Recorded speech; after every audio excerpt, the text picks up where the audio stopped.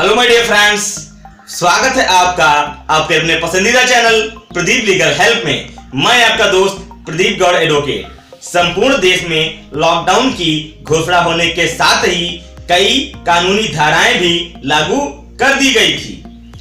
इनमें से कुछ अहम धाराएं आपदा प्रबंधन अधिनियम 2005 की हैं। इस लॉकडाउन के दौरान इसके 10 अहम प्रावधानों के बारे में जानना बेहद आवश्यक है। यूपी के मुख्यमंत्री योगी आदित्यनाथ ने यह आदेश दिया था कि जो व्यक्ति लॉकडाउन का उल्लंघन करेगा अर्थात लॉकडाउन के नियमों का पालन नहीं करेगा, उस व्यक्ति के विरुद्ध आपदा प्रबंधन अधिनियम 2005 के तहत कार्रवाई की जाएगी। इस बीच सबके लिए यह जानना बहुत ही आवश्यक है कि आखिर क्या है आपदा प्रबंधन अधिनियम 2005 और क्या है इसके अहम प्रावधान और लॉकडाउन के किस नियम का उल्लंघन करने पर आपको कितनी सजा दी जाएगी। यह जानने से पहले आइए यह जान लेते हैं कि आखिर आपदा है क्या। आपदा को आमतौर पर प्राकृतिक आपदा के रूप में समझा जाता है।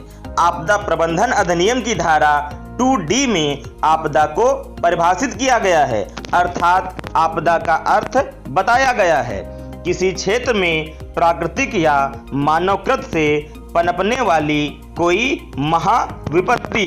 कोरोना वायरस जैसी गंभीर महामारी के मामले में केंद्र सरकार ने इसे गंभीर चिकित्सा स्थिति महामारी के तौर पर अधिसूचित आपदा के रूप में शामिल किया है। इस एक्ट में आपदाओं से निपटने के लिए कई अहम प्रावधान किए गए हैं। सो फ्रेंड्स, हम आपको आज 10 प्रमुख धाराओं और उनके अहम प्रावधानों के बारे में बताएंगे जो लॉकडाउन के दौरान लागू हैं। धारा 51, बाधा डालना। अगर कोई व्यक्ति किसी सरकारी कर्मचारी को आपदा के दौरान उसके कर्तव्यों को पूरा करने से रोकता है, उसके काम में बाधा डालता है, सरकार द्वारा दिए गए निर्देशों को मानने से मना करता है, तो ऐसे व्यक्ति को अधिनियम की धारा 51 के तहत 1 साल की कैद और जुर्माना लगाकर दंडित किया जाएगा। लेकिन अगर उस व्यक्ति के कारण किसी की क्षति होती है अर्थात किसी व्यक्ति को क्षति पहुंचती है तो ये सजा 2 साल तक कैद और जुर्माने में बदली जा सकती है। अब हम बात करते हैं धारा 52 के बारे में। झूठे दावे। अगर कोई व्यक्ति पीड़ित या किसी निश्चित वर्ग के लिए दी जाने वाली राहत सामग्री, सहायता या अन्य फायदे लेने के लिए गलत दावे करता है अर्थात पीड़ित वर्ग में न होकर भी उसके लिए दी जाने वाली मदद पर हक जताता है, तो उस व्यक्ति को अधिनियम की धारा 52 के तहत दोषी साबित होने पर 2 साल तक की कैद और जुर्माने से दंडित किए जाने का प्रावधान है।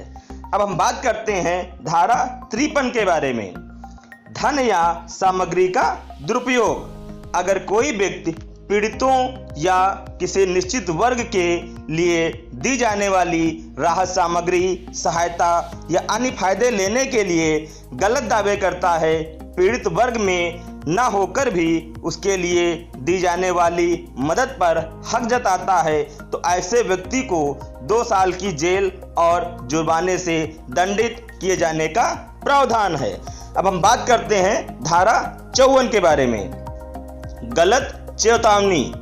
अगर किसी आपदा की परिस्थिति में कोई झूठी चेतावनी या खबर फैलाता है जिससे लोगों के मध्य घबराहट फैले, आतंक हो, ऐसा करने की कोशिश करने वाले व्यक्ति को अधिनियम की धारा 54 के तहत 1 वर्ष तक की कैद या जुर्माने से दंडित किए जाने का प्रावधान है।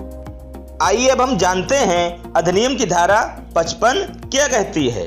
अधिनियम की धारा 55 सरकारी विभागों द्वारा होने वाले अपराधों से संबंधित है। आइए अब हम बात करते हैं धारा 56 के बारे में। कर्तव्य पूरा न करना। अगर कोई सरकारी अधिकारी या कर्मचारी लॉकडाउन के दौरान सरकार द्वारा दिए गए निर्देशों और कर्तव्यों का पालन नहीं करता है तो दोषी साबित होने पर अधिनियम की धारा 56 के तहत उसे 1 साल तक की जेल और जुर्माने से दंडित किए जाने का प्रावधान है। धारा 57 आदेश का उल्लंघन।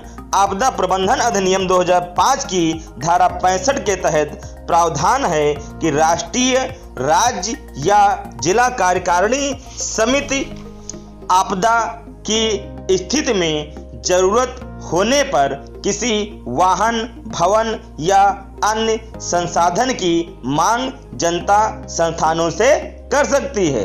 अगर इस संबंध में जारी आदेश का पालन नहीं किया जाता है तो आपदा प्रबंधन अधिनियम 2005 की धारा 57 के तहत दोषी करार दिए जाने का प्रावधान है और दोषी दिए जाने पर 1 साल की कैद और जुर्माना या दोनों से दंडित किया जाएगा।